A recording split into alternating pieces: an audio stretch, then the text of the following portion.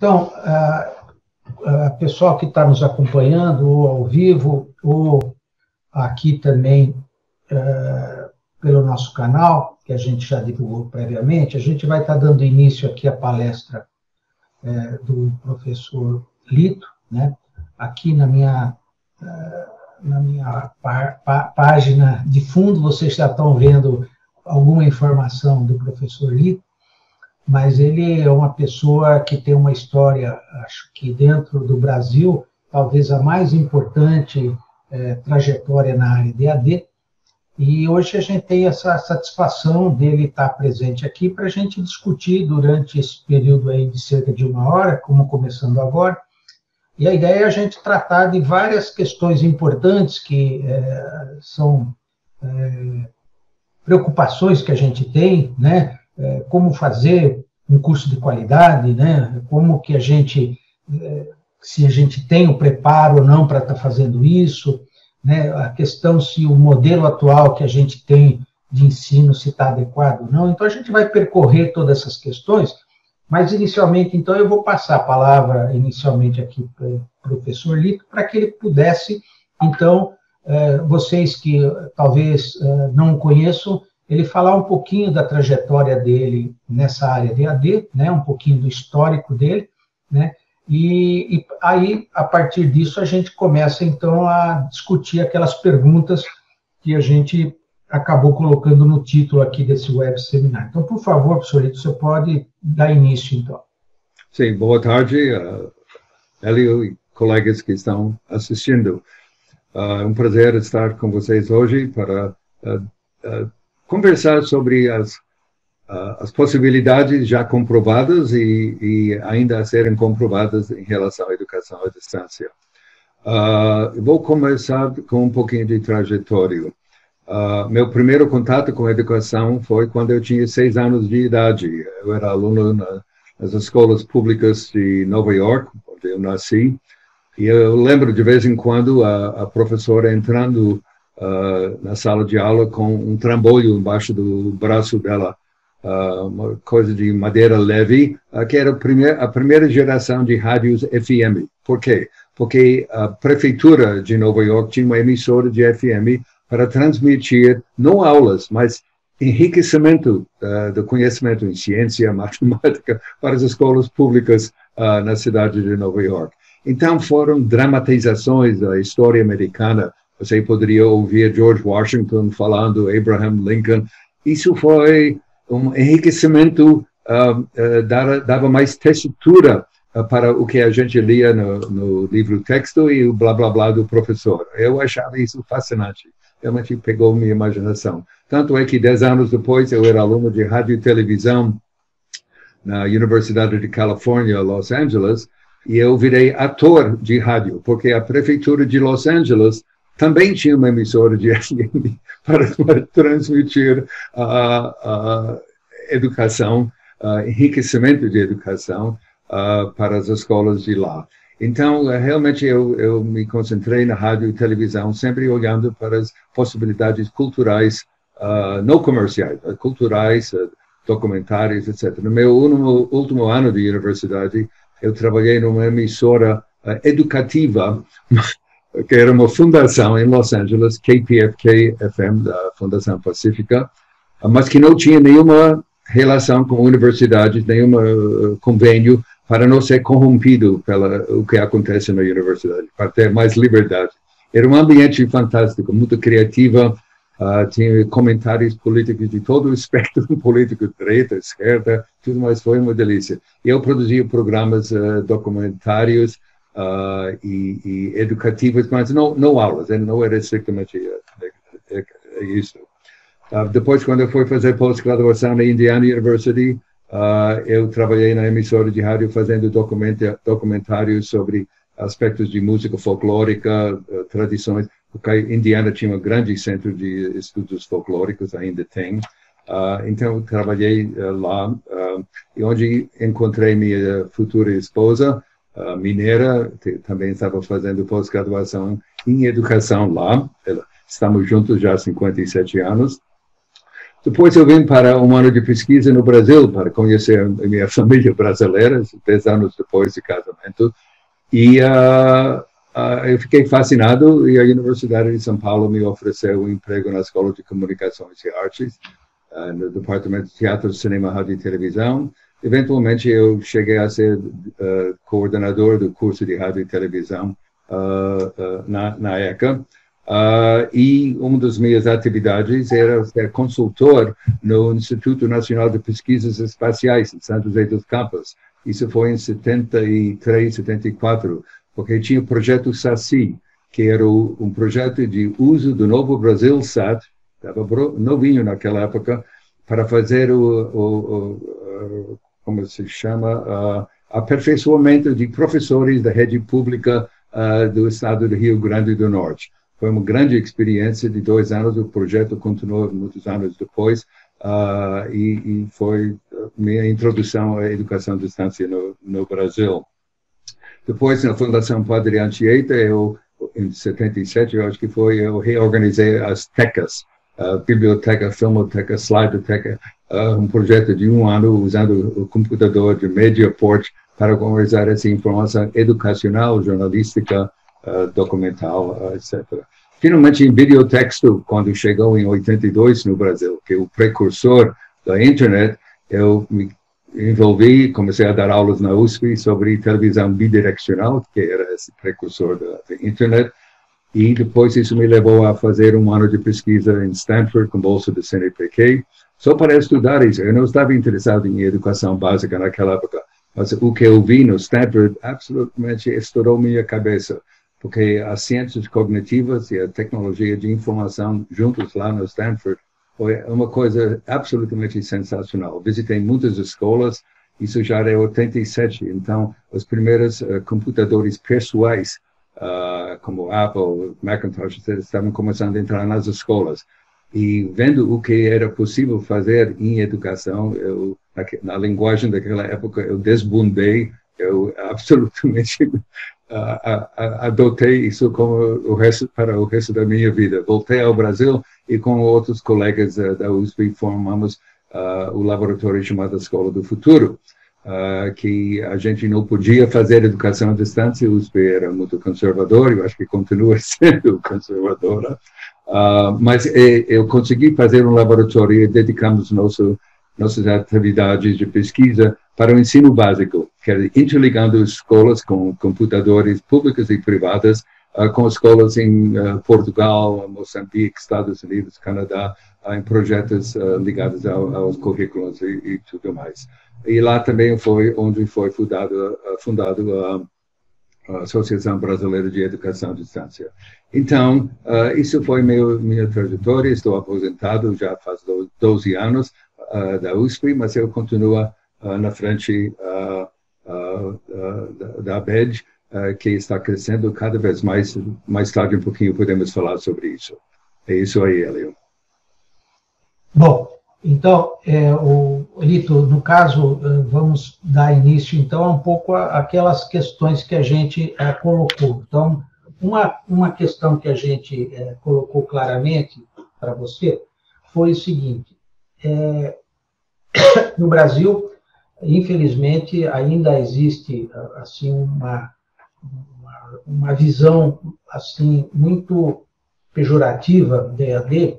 Eu acho que até por conta de que muitas instituições, né, que visam, acho que muito mais o lucro, né, do que propriamente a questão da qualidade, fez com que as pessoas acabam tendo essa visão não muito, vamos dizer, correta da EAD. Então, eu queria que você pudesse dizer o que é a EAD de qualidade, o que ela efetivamente, como ela deve ser feita para que ela possa efetivamente ser considerada como um ensino de qualidade. Ok. Primeiro, vamos começar com uma definição. Eu acho que a definição mais econômica, mais reduzida em tempo e espaço, é o seguinte: é uma modalidade de ensino e aprendizagem caracterizada pela separação em espaço e ou tempo entre o aprendiz e a fonte de informação, o conhecimento. É só isso. Quer dizer, isso tem os elementos básicos. Fonte de informação, aprendiz e alguma forma de tecnologia, pode ser correio ou pode ser internet, no meio entre esses dois. Estamos enfrentando uma certa guerra de terminologia ultimamente por causa do incremento da popularidade da educação à distância. Por exemplo, o termo básico, que é mais inclusivo como termo, é educação à distância. Mas também tem, num dos livros que eu escrevi sobre educação à distância, eu identifiquei 20 sinônimos para o termo educação à distância. Pessoas dizem, não, isso é educação flexível, não é educação distribuída. E agora o mais novo termo é remoto, instrução remoto, aprendizagem remoto. No ano passado, a nossa vice-presidente da ABED, Vani Kensky, sugeriu que a gente mudasse o nome da ABED para a Associação Brasileira de Educação Digital. Botamos Educação Brasileira de Educação Digital. Seria a mesma sigla, mas o nome seria mais inclusiva, incluir mais professores em áreas similares, adjacentes, etc. Mas não foi votado pela associação. Os colegas da associação votaram muito claramente para a manutenção do antigo nome Educação à Distância. Uma palavra, um termo que muitas pessoas de educação à distância não gostam é ensino à distância, achando que a palavra ensino é muito indicativo de unidirecional, quer dizer, conhecimento do dono da verdade, que é o professor, para o coitado do aluno que está lá passivo, etc, etc. Então, ensino à distância é um no-no para o pessoal da educação à distância. E também tem um outro termo que está surgindo, ensino remoto de emergência. Isso de pessoas que já são antigas na educação à distância, está vendo novas pessoas entrando e fazendo uma coisa mal feita, eles não querem que o bom nome de educação à distância seja corrompido. Então, eles querem identificar as novas tentativas para fazer educação à distância, não somente aqui no Brasil. Isso é uma onda nos Estados Unidos, é chamada de emergência. Quais são os benefícios básicos de educação à distância? Primeiro, se pode estender a jornada do dia. Por exemplo, aqui no Brasil, 80% dos alunos no ensino básico, e eu diria 80% no ensino superior também, só passa 4 horas na instrução presencial. Enquanto no mundo mais desenvolvido, são 7 horas. Depois tem atividade de esportes, artes, etc, etc. Então, usando educação à distância, você estende a sala de aula para mais 3 horas na casa do aluno, ou seja, onde for que liga seu computador, telefone celular. É mais inclusiva. A função de educação à distância é de ser inclusiva. Incluir pessoas em lugares remotos. Todos os rincões do Brasil, onde tem mais floresta do que a população, essas pessoas que moram lá têm direito de ter o mesmo acesso à educação que quem mora na cidade grande. Também, 14% da população brasileira é feita de pessoas com necessidades especiais, cegueira, problemas de locomoção, etc. Nessa situação, educação à distância significa que eles não precisam vir à escola e universidade. A escola e universidade vai até a casa deles, na hora e dia que eles quiserem. Também pessoas que trabalham 10 horas, 8, 10 horas por dia e que tenham cansado demais de vir para a escola noturna. E, finalmente, o fato de que menos de metade dos municípios brasileiros tem alguma instrução de ensino superior, presencial, ou qualquer outra coisa. Então, educação à distância representa um elemento de inclusividade muito importante. Também sua flexibilidade. Você pode, se for via internet, estudar na hora, no espaço que você quiser, melhor fim de semana, só à noite, e o espaço da sua casa ou outro local onde você quiser. Custo e sala. Basicamente, a educação à distância é mais econômica para o aluno do que presencial, porque você está procurando escala. Quer dizer, na presencial você não quer mais do que 30, 40 alunos na sala de aula. E no presencial temos aqui no Brasil e outros países também, 200 alunos no presencial. Isso é educação de distância também, 200 metros de distância numa sala ou de um auditório grande. Mas, se você começa a usar muita tecnologia sofisticada em simulações, computer graphics e tudo mais, o custo sobe para quem produz o curso. Então, em princípio, educação à distância é mais econômico para o aluno porque tem milhares de alunos assistindo a mesma edição de um curso. Mas, quanto mais for investido pelo organizador do curso, mais satisfatório vai ser o curso para os alunos. Mais inteligência embutido dentro do produto. Também a personalização. Hoje em dia, com tecnologia, com informação artificial, inteligência artificial, desculpe, é possível customizar, mesmo tendo 1.000 alunos, 1.500 alunos fazendo um curso à distância, é possível, através de software, identificar o estilo de aprendizagem do aluno, quais são suas maneiras de adquirir e processar informação. Então, normalmente isso cai numa área de 7 ou 8 diferentes classificações. Então, é possível, no mesmo curso, oferecer opções. Eu lembro, 20, 30 anos atrás, eu queria fazer na Escola de Futuro da USP um CD-ROM baseado em ensino de álgebra do primeiro semestre, só com 7 ou 8 estilos diferentes de aprendizagem, ou linguisticamente, ou matematicamente, assim adiante. Não conseguia realizar esse sonho, mas hoje em dia existe o software para fazer isso em cursos à distância. E, finalmente, educação à distância, quando bem feito, produz um formato que o mercado está gostando mais. Os diretores de recursos humanos estão mostrando, em todas as pesquisas feitas nos Estados Unidos, Canadá, Inglaterra, etc., estão mostrando que eles estão dando preferência ao aluno que se formou à distância. Por quê? Porque esse aluno é mais proativo, toma iniciativa, não é passivo, não espera o colher de chá do aluno e professor na educação presencial.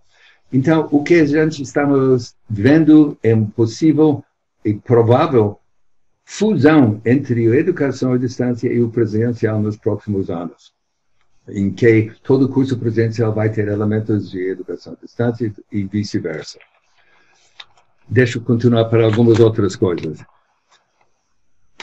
A beleza da educação à distância, sua superioridade sobre o presencial, se deve ao fato que você pode usar várias mídias na mesma disciplina, impressos, televisão, rádio, dispositivos digitais, e se o aluno estiver sem computador, ele ou ela pode fazer as perguntas que quiser através do telefone 0800. Também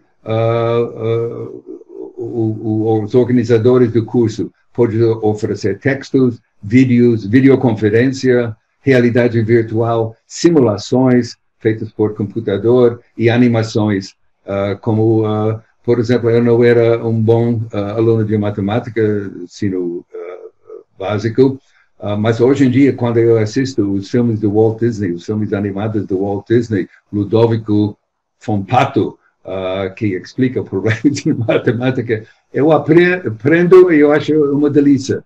Então, eu acho que para o ensino fundamental, por exemplo, esses filmes do tipo que Walt Disney fez para ensinar matemática pode ser usado para ensinar história, ciências e tudo mais para os aqueles mais tendra idade. E o dashboard, o painel de controle, como se fosse de um carro, que a educação à distância via internet oferece, é extremamente importante para o aluno saber onde ele está em relação aos outros alunos, em termos de leitura do curso e tudo mais. O que é qualidade?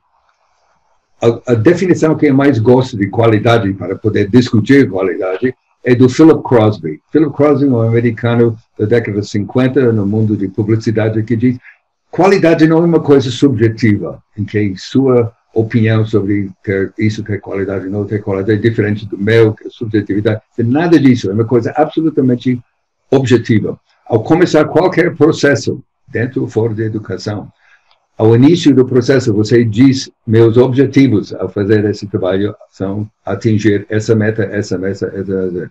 Se chegar no fim, você pode perguntar, atingir essa meta?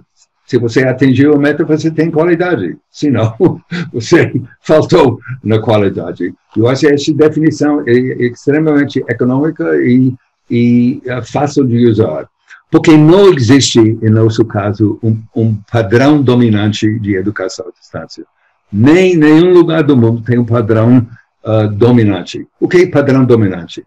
Well, automóvel. Todos os automóveis, hoje em dia, têm 4 rodas, não é? 99,9% tem 4 rodas. Por quê? Automóveis, a construção de automóveis começou em 1860. Até 1926, quando Henry Ford começou a trabalhar, os automóveis, alguns tinham 3 rodas, outros tinham 4 rodas, 5 rodas, 6 rodas, e assim adiante. Era uma batalha para descobrir qual seria o padrão dominante aceito pelo mercado. Em 26, Henry Ford produziu um carro que todo mundo gostou e ficou com ele. Nós não temos um padrão dominante para a educação à distância. Isso é ótimo, porque significa que todo mundo tem direito de experimentar, usar todas aquelas mídias que eu acabei de falar numa mistura diferente. Depende da disciplina que você está ensinando. Uma coisa de anatomia, porque anatomia também pode servir para medicina ou para antropologia física. Quer dizer, o mesmo conteúdo pode ser reaproveitado aqui e ali, mas a beleza é que estamos com liberdade total, já que não tem um padrão dominante, de ser muito criativo, desde que os conservadores deixem que isso acontece. Quais são as características da educação à distância? Eu não vi isso em nenhum lugar, mas eu acredito, baseado no que eu aprendi nesses anos de educação à distância, que a educação à distância pode, se for bem feito, ser superior à educação presencial. Os defensores de exclusividade da educação presencial têm uma visão muito nostálgica, romântica do passado, como era bonito, um filósofo no lado do touro e o aprendiz no outro lado do touro. Isso não pode existir mais numa sociedade que tem que atender a educação para muitas pessoas. Educação à distância é feita por um time de 8, 10 pessoas. No caso da Universidade Aberta do Reino Unido, que eu já visitei muitas vezes, eles levam de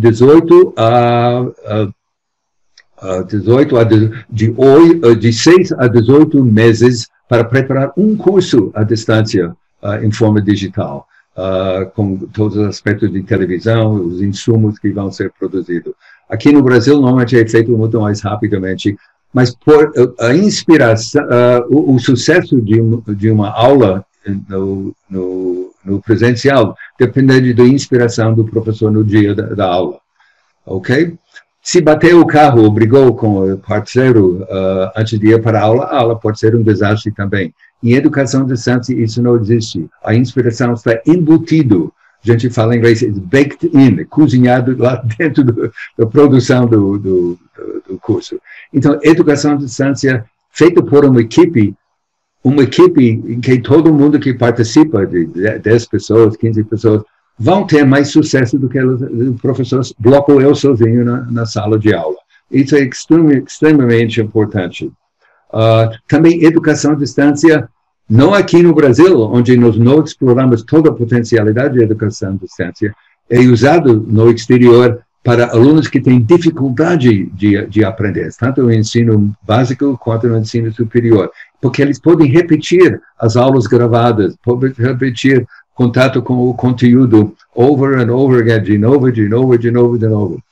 Mas quem mais me preocupa, porque aqui no Brasil a gente não dá nenhuma atenção boa àqueles 10%, 15% dos alunos que são, eu não gosto do termo superdotados, mas bem dotados cognitivamente, a gente não tem nenhuma atenção especial. E a educação à distância pode dar essa atenção especial para os alunos que têm capacidade de ir mais rapidamente e mais solidamente do que seus colegas na sala de aula. E, por exemplo, todos os países de língua inglesa, você tem uma coisa chamada Advanced Placement, colocação avançada, em que alunos no secundário, bem bons aprendizes, podem fazer cursos universitários, os introdutórios, cursos de introdução à química, biologia, física, etc., enquanto eles ainda estão no ensino médio, ou através de educação à distância, ou através do presencial dentro da sala de aula de ensino médio. E quando eles chegam na universidade, eles recebem créditos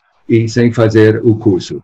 Esse tratamento especial é condenado no Brasil porque vai contra o princípio obsessão de isonomia. Todo mundo tem que ter as mesmas oportunidades, mas significa segurar os excepcionais para trás, não deixar eles expandir seus conhecimentos humanos. Na educação à distância não é para todo mundo, e a gente não pode forçar a pessoa a fazer um curso à distância. Para sair bem na educação à distância, o aluno tem que ter a motivação, que ele quer aquele diploma, ou ele quer aquele conhecimento, tem que ter a disciplina para preencher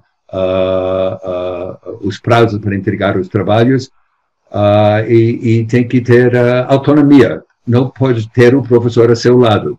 O aluno que tem que encostar no professor, ou para elogios, João, que trabalho bonito você fez no trabalho de física. Ou cobrança, Mariazinha, cadê o seu trabalho de matemática? O aluno que tem que encostar no professor não serve para a educação distante. Por isso, o presencial sempre vai existir. Mas, deixa eu ver onde eu estou. Do professor encostar no professor, sim. Deixa eu passar para outra. Quais são os erros mais comuns daqueles que vão entrar como novos na área de educação à distância? Achar que gravando um vídeo, uma sala de aula presencial, e depois transmitindo pela televisão ou pela internet, isso é educação à distância. Educação à distância, 1% apenas. E se você for além de 20 minutos de gravação de vídeo, você vai perder seu público. Cabeças falantes, que normalmente é o que você vê, uma cabeça falando 40 minutos, 50 minutos é bom para boi dormir, entende? Por isso, 20 minutos é o máximo, e se tem que depois enriquecer com simulações, animações, gráficos, vídeos e tudo mais, para segurar o engajamento do aluno. E também, se não pode reduzir o material textual exigido para o curso. Se um livro novo para física, educação presencial, tem 200 páginas, você não pode, para educação à distância, reduzir isso para um livro de 80 páginas. Isso é uma injustiça para o aluno, isso não é boa educação à distância, nenhum tipo de educação. Também se não pode aguar o texto, quer dizer, simplificar a leitura, a terminologia, para o que você acha é o nível do aluno. E critérios de avaliação. Os critérios de avaliação usados pelos órgãos oficiais aqui no Brasil são terríveis. Em primeiro lugar, para o ensino superior, tem 6.000 avaliadores para avaliar o ensino superior. Como você consegue uniformidade de critérios quando você tem 6.000 pessoas? Uma coisa absolutamente absurda. Também a burocracia do Ministério da Educação, das Secretarias Estaduais de Educação, às vezes leva 2, 3 anos para eles autorizar um curso ou para renovar a autorização de um curso. Nesse tempo, a bibliografia muda, professores saem da instituição, temos que rever toda essa questão disso. Finalmente, a meta-análise de pesquisa sobre o sucesso de educação à distância comparado com a educação presencial, indica que não há diferenciação significativa entre as duas modalidades. Quer dizer, os resultados nos ENADs da vida são tem tanta similaridade que ninguém pode atacar a educação à distância por ser inferior. Do mesmo jeito com abandono do curso, os dropouts, como eles falam em inglês. Então, consulta a literatura, você vai ver que a literatura é absolutamente sólida sobre a questão de similaridade entre as duas coisas.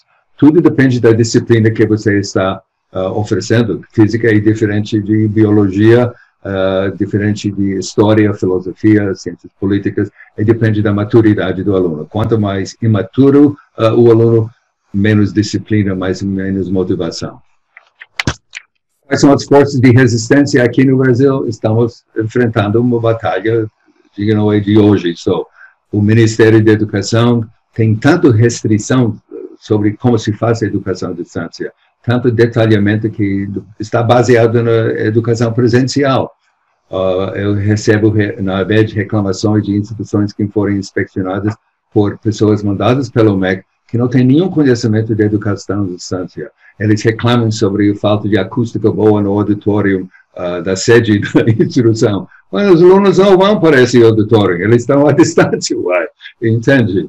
Mas as faculdades de educação, onde são produzidos os professores, os funcionários das secretarias de educação estadual, municipal, tem muita oposição, tudo emanado basicamente das faculdades de educação, que não querem mudar, não querem aceitar novas ideias. Também os conselhos nacionais e estaduais profissionais de medicina e engenharia, olhando questões de reserva de mercado e questões que não têm nada a ver com educação à distância, eles não gostam de aceitar alunos, e OAB também em direito. Ok, deixa eu ver. Qual é o futuro da EAD? O futuro da EAD, tudo indica, para fins de qualidade, não vai ter diferenciação. Talvez o tema educação à distância vai desaparecer com essa fusão do que eu falei entre o presencial e a educação à distância. O estigma da EAD que derive do fato de que a educação à distância, cursos por correspondência no século XIX e século XX, cursos técnicos, como consertar o relógio, como consertar um rádio, etc., etc., esse nível de educação mais baixo do que o superior, nível superior, carried over, quer dizer, continuou e é absolutamente muito injusto. Isso vai mudar, especialmente agora. E imagina, com milhões de alunos e professores nesse pandêmico que nós temos agora, imagina o futuro da educação pinta ser muito bom, porque vai ser possível fazer muito mais educação à distância com toda uma geração preparada para usar essa tecnologia digital para o bom uso educacional. Isso foi minha resposta à sua primeira pergunta, professor. Espero não ir mais longe. Então, deixa eu, então, assim, a segunda era a questão se a gente está preparado para essa transição, né, de presencial para EAD. Então, a gente sabe que, claro, condições fundamentais para que haja essa possibilidade, você tem que ter, naturalmente, computadores, telefonia móvel, software, internet de boa qualidade, né? E eu não sei, que eu queria que você comentasse, se essas condições, a nível de Brasil, se elas estão sendo preenchidas ou não. Quer dizer, essa questão de que, como você falou, você vai produzir uma equipe aí de, como você falou, 8 a 15 pessoas. Eu também já participei dessas iniciativas lá na USP, e a gente sabe que é um trabalho, o professor ele propõe o conteúdo, mas depois tem todo um processo, né? E a pessoa aqui acha que essa educação que a gente é pejorativa, que você diz que tem um efeito só de 1%, que o cara está dando a aula presencial, ele grava aquela aula e ele coloca e diz que isso é EAD. Isso não é EAD, né? Então, como você falou, todo o processo depende de uma equipe. Mas a questão, por exemplo, da infraestrutura, né, dos alunos, né, e também a questão dos professores, né, porque os professores também estão ou não preparados. Quer dizer, o aluno, para receber, precisa de uma infraestrutura, e o professor também, atualmente, nessa fase da pandemia, como que você vê, porque como a gente está muito atrasado, essas iniciativas demoraram muito, então a gente foi pego de surpresa. Como é que você vê esse momento da infraestrutura e também dos professores no que diz respeito a fazer essa transição hoje? Bom, em termos de infraestrutura tecnológica, temos, basicamente. Quer dizer, televisão, porque para as pessoas que não têm computadores, aqui no estado de São Paulo está sendo desenvolvido um projeto muito bonito de educação à distância fornecido pelo Estado. Quer dizer, quem não tem computador pode usar televisão. Quem não tem nem televisão, material impresso. A mesma fonte pode produzir o mesmo material, entende? Para história, para filosofia, matemática, etc. Só que sai em diferentes direções, diferentes tecnologias. Então, temos a infraestrutura, entende? Eu estou confiante que a infraestrutura tem. Também nós temos o pessoal de mão de obra, os professores, os conteudistas. Temos o pessoal de desenho instrucional, que arruma o sintaxe da apresentação que vai para o aluno, entende? Seja textual, visual, musical e assim diante. Temos toda a infraestrutura. Tem pessoas temos, por exemplo, a nossa associação tem 14 mil associados. Nosso censo anual de educação à distância, que está disponível no site da nossa organização, indica que tem mais ou menos 20 mil profissionais de educação à distância no Brasil, trabalhando em mídias diferentes. Então, a infraestrutura, essas pessoas podem ser consultores, parcerias entre governos estaduais, governo federal, governos municipais. Eu estou vendo, desde que você calibra bem, desde que você não tem discriminação injusta contra a educação à distância, quem quer fazer, pode fazer parcerias, pode contratar consultores, para diminuir o tempo necessário para estar em pleno voo de cruzeiro para fazer educação à distância. O Brasil foi um dos países mais importantes do mundo em educação à distância na década de 70. Tinha o telecurso, o TV Educativa de Maranhão, tinha o programa de IP aqui no estado de São Paulo, isso na década de 70. Em todos os livros sobre educação à distância daquela época, o Brasil era figura fantástica por causa de bom trabalho de educação à distância. Década de 80, o governo brasileiro parou de investir em educação à distância e quase todo mundo mudou para outras áreas. Década de 90, chegou a internet, aí a turma voltou, entende? E de lá para cá, não parou. Tudo indica que nós vamos sair desse com tranquilidade. Nada a chorar. Se você acha que o Brasil é o único lugar tendo problemas nessa adaptação obrigatório VAPT-VUPT, eu aprendi, minha fonte de inspiração sobre como usar computadores em educação básica, na década de 80, 90 e década de novo século, era Texas e Califórnia, especialmente Califórnia. Eu ia lá 1 ou 2 vezes por ano, porque os projetos sendo feitos lá me inspiravam, eram muito bem feitos, eu trouxe para o Brasil. Qual foi a minha surpresa esta semana, quando minha filha, que mora no Vale do Silício, ela tem um filho de 14 anos, meu único neto, ele está tendo problemas, porque o sistema educacional, isso no Vale do Silício, o sistema educacional tão avançado 30 anos atrás, continua tendo computadores, mas eles não têm muita experiência com educação à distância para as aulas, só para as atividades interligando escolas e alunos. Quer dizer, eles estão sofrendo os mesmos dores de crescimento que nós estamos sofrendo aqui. Então, não temos nada para chorar aqui, temos toda a infraestrutura de recursos humanos e recursos tecnológicos para sair com uma nova geração mais adaptada. Vamos voar muito bem daqui em diante.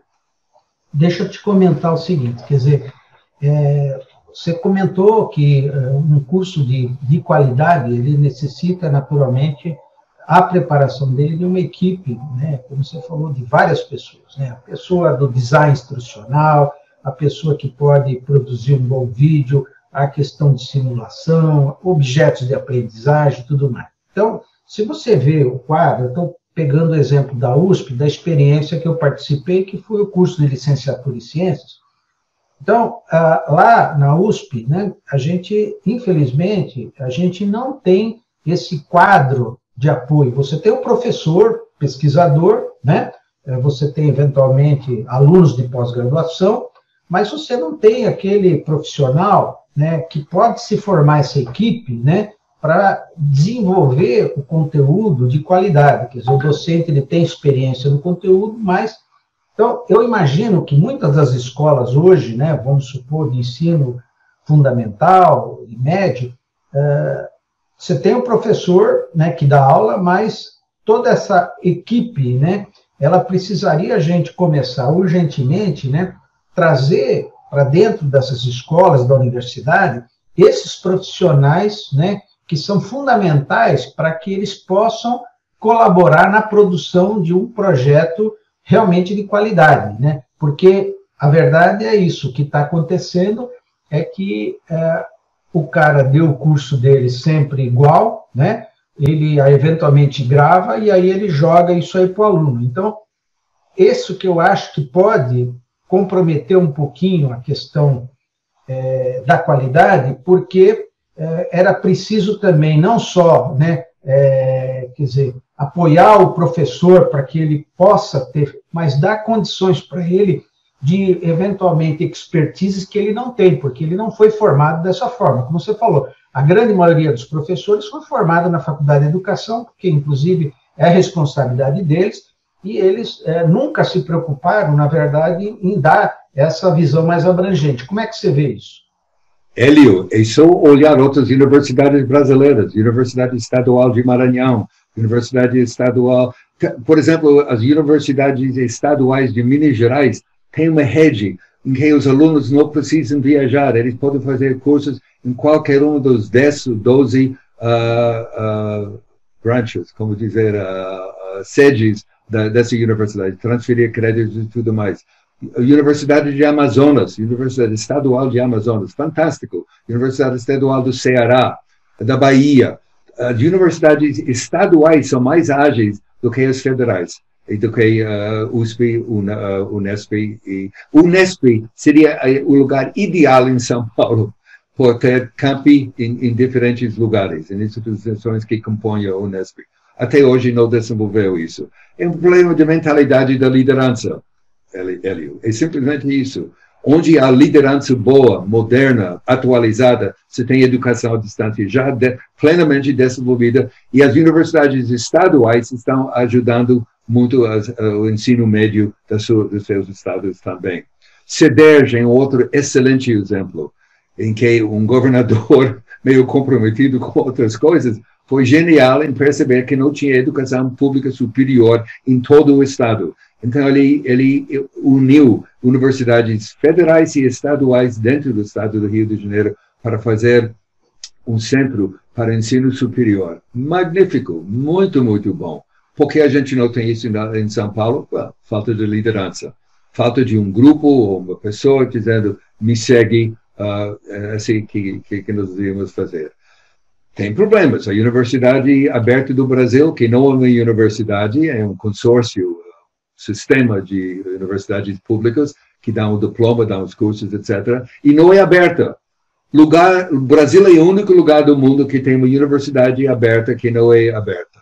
Entende? Tem uma vestibular tão difícil para entrar na universidade quanto o vestibular para entrar na Universidade Federal comum. Extremamente difícil. Também a Univesp, Universidade Virtual do Estado de São Paulo. Excelente conteúdo, mas não é aberta, entende? É virtual, sim. Ainda bem que eles não têm a palavra aberta, porque não é aberta. Excelente qualidade, mas são 30 mil alunos. Claro, eles estão, a última vez que eu vi, acho que foi uma entrevista com o reitor daquela universidade, em que foi outro lugar. Ele disse que 300 dos municípios de São Paulo já estão cobertos dos 600 municípios. Isso é muito bom, mas devia ter muito mais alunos e não devia ter um vestibular para entrar. Todas as outras universidades abertas do mundo, entrada gratuita, sem exame, mas você tem que sobreviver o rigoroso primeiro ano, senão você está na rua de novo. Então tem um monte de coisas boas que nós temos aqui no Brasil, mas que tem que ser calibradas e temos que superar o conservadorismo que reina, especialmente nas públicas. As universidades católicas aqui no Brasil fazem um excelente trabalho em todo o sul até o norte. É uma coisa para elogiar.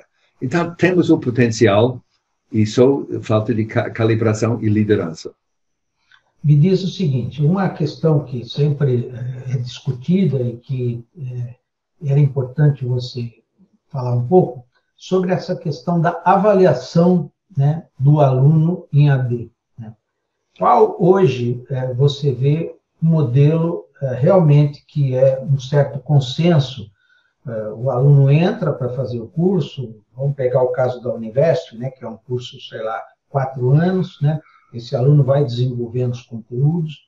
O processo de avaliação, ele tem que ser semipresencial, ele pode ser totalmente virtual. Como é que você vê isso, não só aqui no Brasil, mas fora, se isso já tem um consenso de como isso tem que ser feito? Depende de quanto dinheiro você está disposto a gastar. Por quê? Porque se você não quer gastar dinheiro, você pode fazer o exame presencial, em que o aluno tem que ir para um polo ou um lugar onde presencialmente, mas tem monitoramento à distância também. Tem softwares disponíveis, mas tem que comprar, não são de graça, em que o aluno, primeiro, tem outras formas de identificar. Por exemplo, tem software disponível para identificar a redação do aluno. Quando o aluno digita num teclado, tem software de inteligência artificial que determina o estilo absolutamente único, como se fosse impressão digital, como haptics, eu acho que é a ciência disso. Como o aluno tecla o teclado, identifica ele. Então, você pode dar uma prova para ele à distância, para ver se é ele mesmo, a pessoa mesmo. Se pode ser uma câmera, tem sistemas à venda internacionalmente. Só que aqui no Brasil as pessoas ou querem reinventar a roda ou não têm o dinheiro, mas existem softwares usados no resto do mundo que permite que a integridade do exame seja garantida. É só uma questão de dinheiro e visão e alguém que sabe comprar isso inteligentemente. A outra questão também é a questão de o ensino hoje, seja do superior, seja também do básico, do fundamental, do médio, me parece que ele ainda está muito baseado no ensino presencial do século XIX. Né? Não é uma coisa que a gente conseguiu, né, fazer essa transição para o século XXI. Então, você não vê que, por exemplo, essa é uma barreira muito grande ainda, porque essa eventual, vamos dizer, metodologia, né, que está sendo usada ainda, né, infelizmente vão ser esses próprios professores que vão, eventualmente, propor os conteúdos para uma possível transição.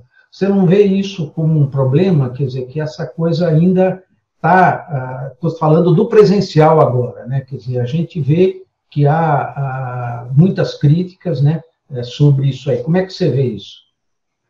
Well, eu já ouvi casos de bambambãs de direito, por exemplo, entregar para a equipe de educação de ciência o volume mais celebrado dele, de como estudar esse aspecto de direito, e dizer, ok, aqui é meu conteúdo, pode usar para fazer esse curso à distância nesse aspecto de direito. Assim não dá, desse jeito não dá. Por isso não é todo conteudista, não é todo bambambam que serve como conteudista. É preferível, eu vi isso no exterior. Não é todo conteudista que tem doutoramento ou de mestrado.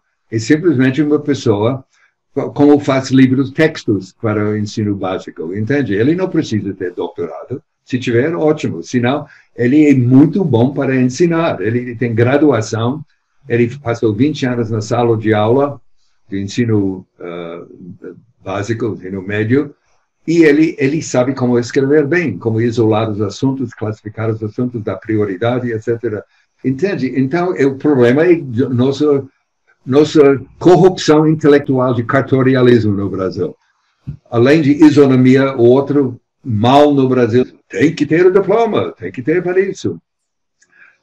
Como eu gosto de dizer, meu professor de televisão na Universidade de Califórnia, Los Angeles, não tinha bacharel, não tinha nenhum título universitário, mas ele...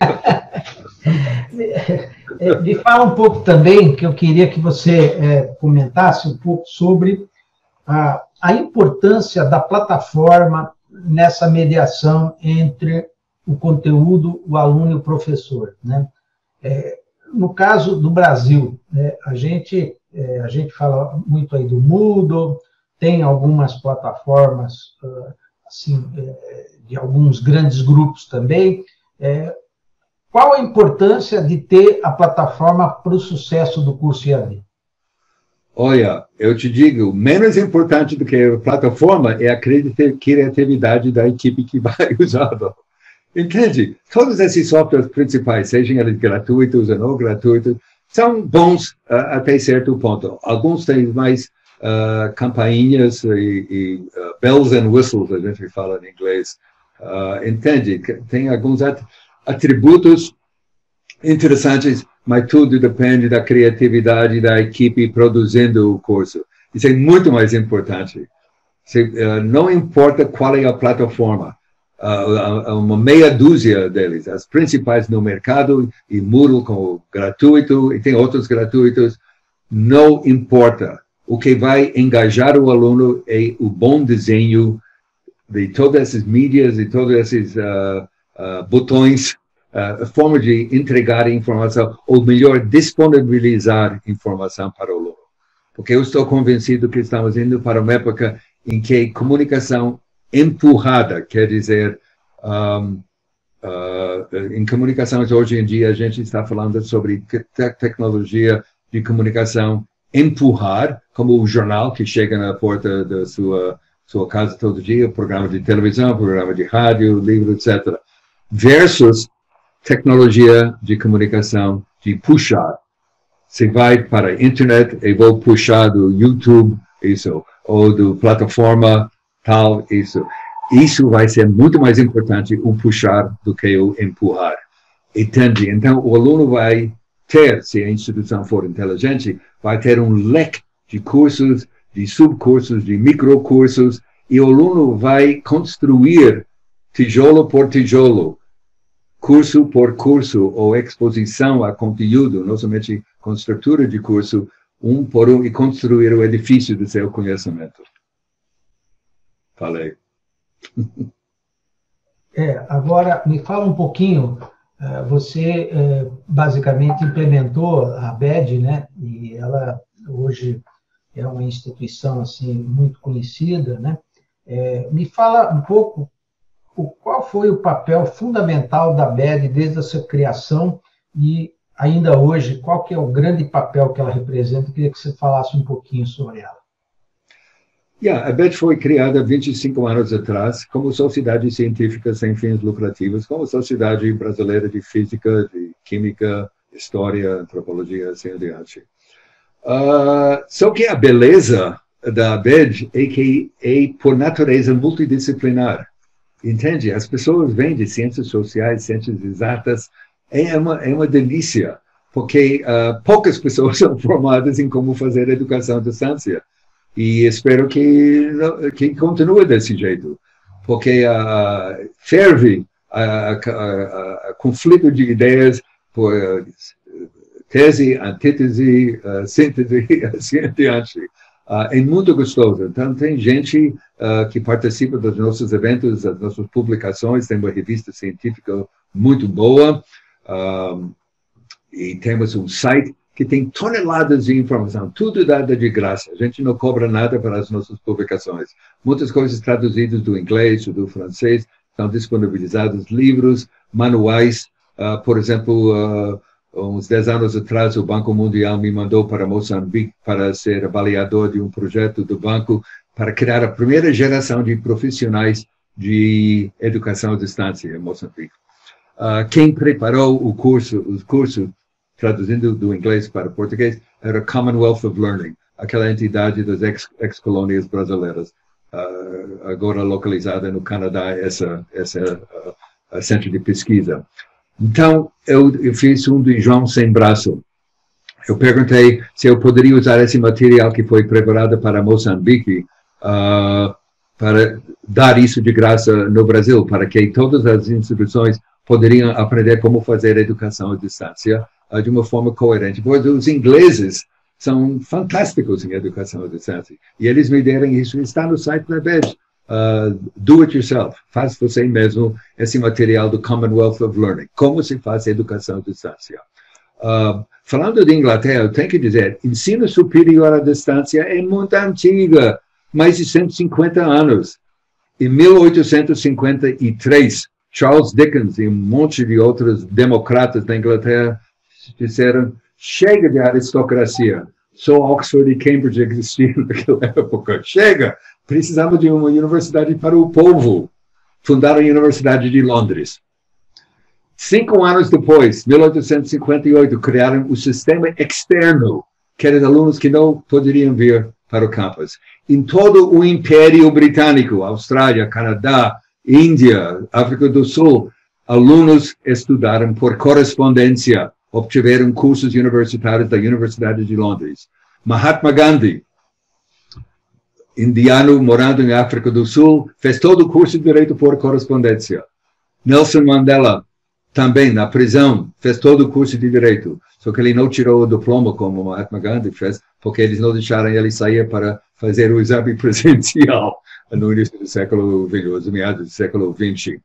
Muito bom. Então, a Universidade de Londres tem essa vasta experiência. Depois, os americanos, Universidade de Chicago, excelente universidade. No século XIX, fazia educação à distância. Hoje em dia, Harvard, MIT, Stanford, Oxford, Cambridge, todos estão fazendo educação à distância.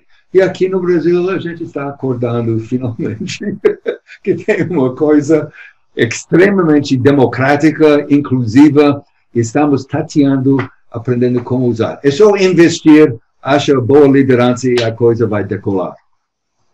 Então, quer dizer, o que você falou, né? Eu acho que essa experiência, por exemplo, da Universidade Aberta, né? Recentemente eu tive um contato também com uma pessoa que foi o reitor lá em Portugal, e todas elas têm tido um papel muito importante. Aqui, como você falou, foi feita essa Universidade Aberta do Brasil, né?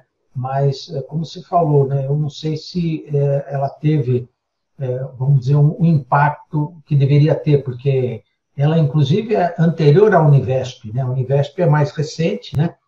Mas esse modelo que você falou, de que a tua visão era que essas universidades virtuais, como a própria Univesp, ela deveria, em princípio, vamos dizer assim, permitir a entrada de quem tivesse interesse e que, eventualmente, o vestibular, né, seria feito dentro de um ano de frequência nesse curso. E, a partir disso, essa pessoa, como você falou, ela continua ou ela sai fora, mas você daria oportunidade. Essa seria a tua visão de como isso deveria ser desenvolvido, não é isso?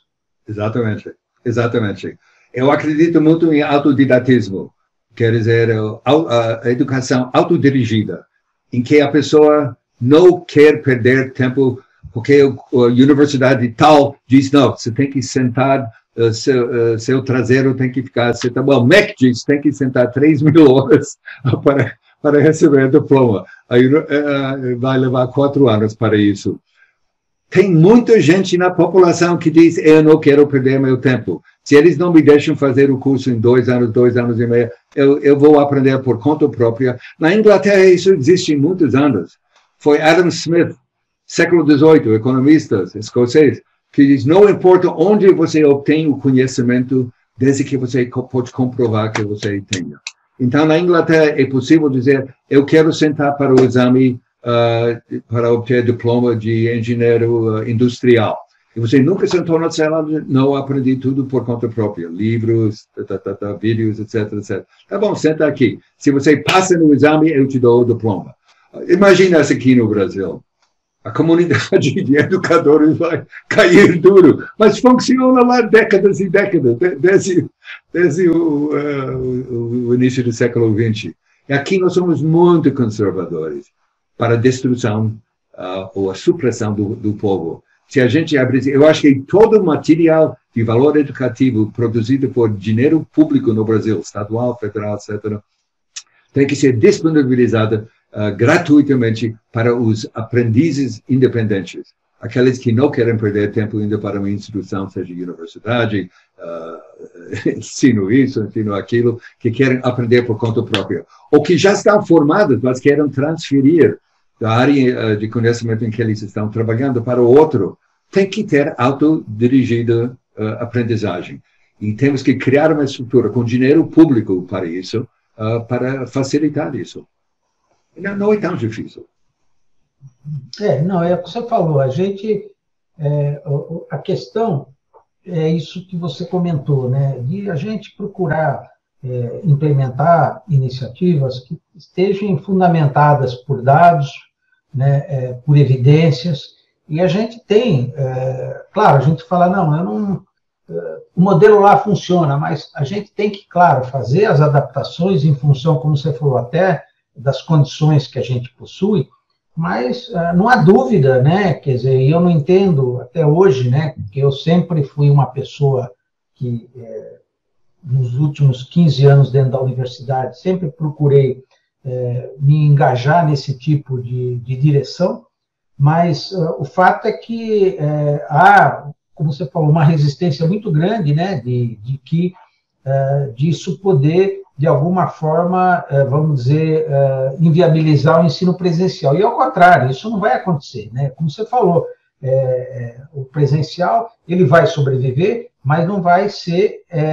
da forma como ele atualmente é praticado. Isso a gente está vendo que, como você falou, né, essa questão da pandemia, ela fez, eu acho que até a própria comunicação nossa, né, como nós estamos agora hoje fazendo esse web seminar, né, usando uma ferramenta da tecnologia, né, ela vai, com certeza, dar mecanismos, né, para que, eventualmente, a gente possa ser mais eficiente, né, como você falou, né, uma pessoa que trabalha 10 horas por dia, depois ele vai se deslocar para a escola, então, normalmente, ele demora 1h30, 2, para chegar na escola, depois ele sai, sei lá, meia-noite da escola, chega em casa 2 da manhã, e no outro dia ele tem que acordar 5 horas, porque ele tem que ir de novo, né? Então, assim, essa ferramenta, ela vai dar, e já com exemplos, como você falou, Canadá, Estados Unidos, né?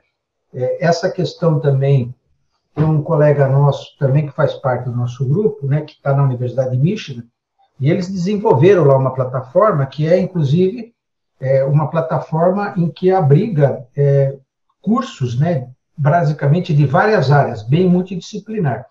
Esses conteúdos são disponibilizados na plataforma, desenvolveram uma ferramenta, como você falou, né, para que essas avaliações elas não sejam as mesmas para cada aluno. Praticamente tem um software, como você falou, uma ferramenta, que, vamos supor, você tem 50 testes, né? Então, esses testes, o software é tal que ele procura embaralhar, e cada aluno, ele vai fazer os 50 testes, mas as respostas vão ser diferentes para cada aluno, porque você faz uma mudança nos números. Então, o que você falou, hoje existe, né, mecanismo para que essa avaliação possa ser feita, né? E eu acho que, inclusive, essa questão que o pessoal fala, isso pode colar, ou pode ter isso. Hoje você tem, como você falou, com inteligência artificial, com uma série de ferramentas, né, aprendizagem de máquina, você consegue suprir todas essas possíveis dificuldades, né? Uhum. Interessante que você falou do Michigan. Em 2006, a Assembleia Legislativa do Estado de Michigan, nos Estados Unidos, passou uma lei, que vigora até hoje, que todo aluno do ensino médio daquele estado, público e privado, tinha que fazer pelo menos uma disciplina à distância, para dar o gosto para o aluno, para que o aluno coloque o dedo do pé, entende? Nesse novo fenômeno de coisa não presencial. E está funcionando muito bem até hoje. O estado de Flórida, eu acho que também tem uma coisa similar.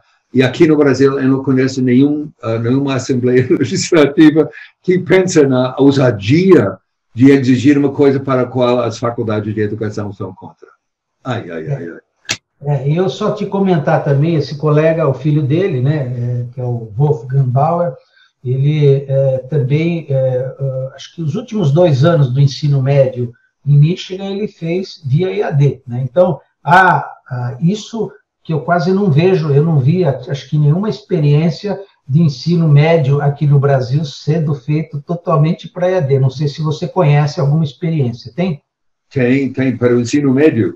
Sim, Amazonas, Universidade Estadual de Amazonas, faz 10 anos, 12 anos. Eu estava na inauguração, a cerimônia de inauguração, disse para todo o ensino médio do estado de Amazonas. Não somente isso, em Manaus tem outra instituição que já ganhou prêmios internacionais. O Colégio Militar de Manaus prepara currículo fundamental e médio para os filhos dos soldados que estão trabalhando nas fronteiras do Brasil, para que ele tenha direito de ter diploma quando eles voltam para a situação mais urbana.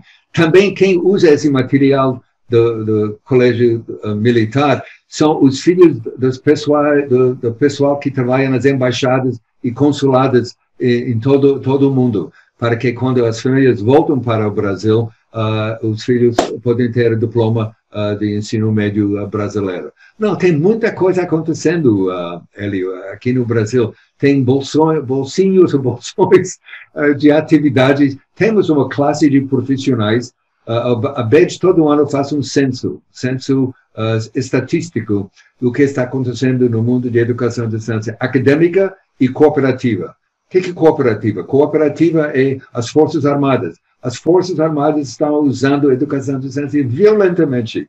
Marinha, Aeronáutica e assim em diante. O Judiciário está usando a educação de distância. Tem uma coisa chamada Escolas do Governo.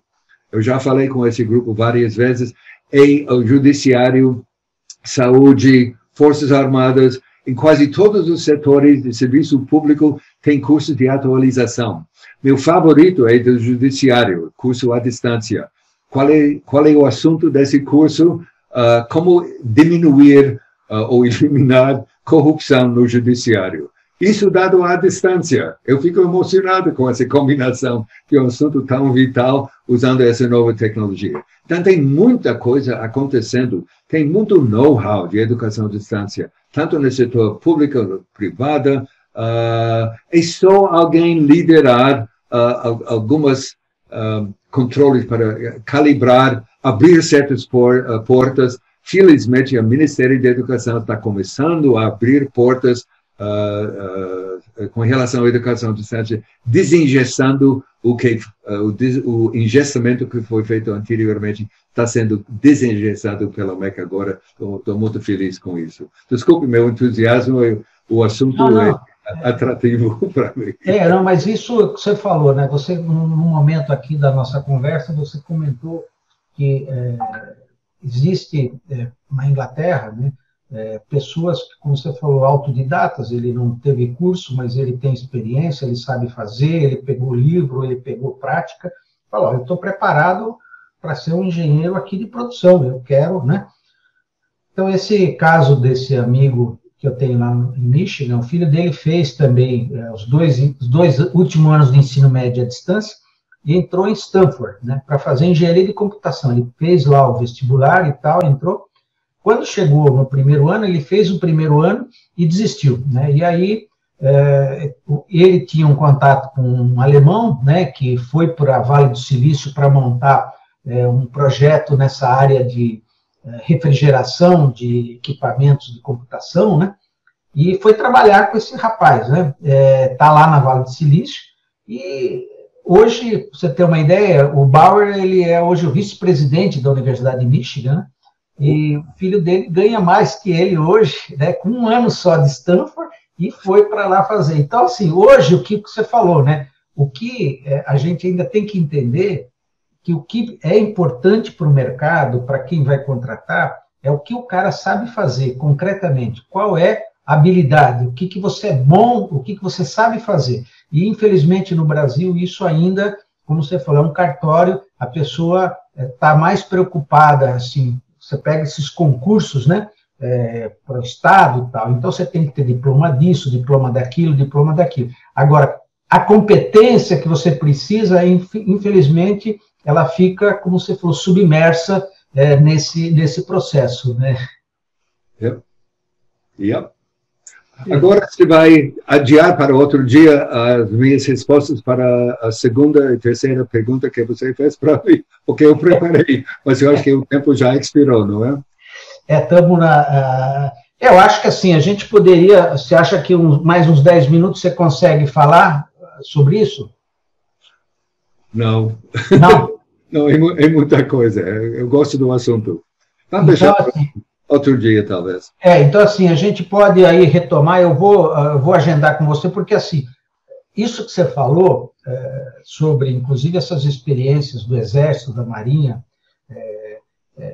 da Aeronáutica, essa questão do Judiciário, o fato é que eu, que também atuo e que eu desconhecia essa informação que você está passando, entendeu? Então, assim, o fato é que a gente precisa achar um caminho, né, para que esse tipo de informação de qualidade, de sucesso, que está sendo desenvolvido, que ele seja realmente chegar para a sociedade, para quem decide, para os governos, né? Porque isso aí eu vejo que ela está totalmente, vamos dizer, escondida, né? Oculta, né? E eu, como sou uma pessoa que atua nisso, me confesso que fiquei muito entusiasmado com essas suas colocações aí com relação a essas experiências de sucesso, que é óbvio que teria que ter já sido feita, porque, como você falou, esses profissionais que estão na fronteira, ou esses pessoas que estão em outros países, em embaixada, tal, com os filhos,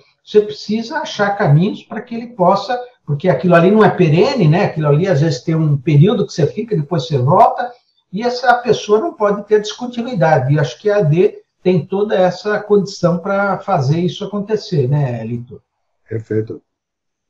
Bom, então, eu queria, pessoal, a gente, então, deu já o nosso tempo, já são 6h10, como o professor Lito falou, a gente vai, com certeza, voltar a atacar alguns outros temas que ficaram ainda sem possibilidade, porque, como vocês estão vendo, o tema é muito rico, tem muita coisa, e é um assunto fundamental nesse momento que a gente está vivendo, né? Porque está toda escolas, universidades, todas estão mudando para isso. E isso aqui também, como você falou, não é só para escolas, mas você tem cursos, quer dizer, de treinamento de funcionários, toda uma série de coisas, né? Nas empresas também, que hoje, por exemplo, você tem um monte de funcionários que estão em casa e tal, e que aí você precisa estar levando treinamento e tal, e essa mesma metodologia que está sendo feita nas escolas, elas podem ser também para esse meio empresarial. Então, a gente vai voltar, com certeza, a marcar um novo web seminar.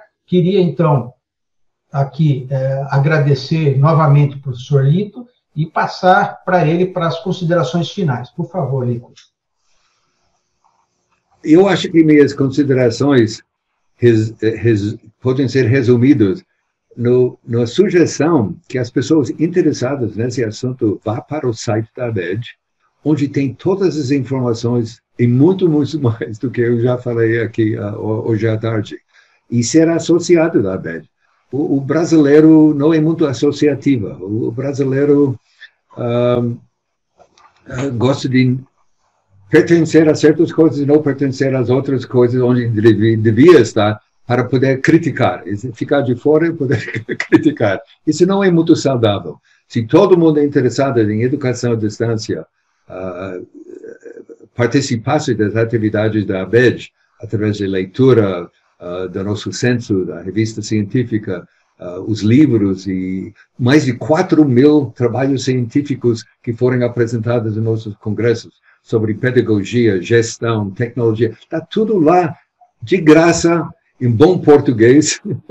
E se minhas palavras finais hoje seria: usa a ABED como seu microscópio para o telescópio para ver o que está acontecendo no mundo, o que está acontecendo nas possibilidades em que a educação à distância pode ter um papel vital, enriquecedor e útil para a sociedade. Tá. Ok, pessoal, então eu vou dar por encerrado, dizer que a gente, semana que vem, segunda-feira, a gente vai ter um outro web seminar, vai ser com o Dr. Pedro, que é o atual CEO do Prevent Senior. Nós vamos discutir um pouco o que é a Prevent Senior e também quais são os tratamentos que eles estão utilizando para os seus segurados, né? Então, é um tema interessante, polêmico também. A gente espera, com esse web seminar, esclarecer uma série de dúvidas. Na quarta-feira, a gente vai ter um web seminar com o Eurípides, que é um professor, colega nosso da USP, professor titular da psiquiatria, e vai falar sobre a questão da saúde mental dos profissionais de saúde, que é um tema importante. E, finalmente, na sexta-feira, também às 17 horas, a gente vai ter aquela homenagem ao professor Brito Cruz, né, que a gente vai estar fazendo também e que a gente quer também contar com a presença de todos. Então, eu agradeço a todos novamente, desejando uma boa noite e até a próxima quarta-feira. Então, um abraço a todos. Obrigado.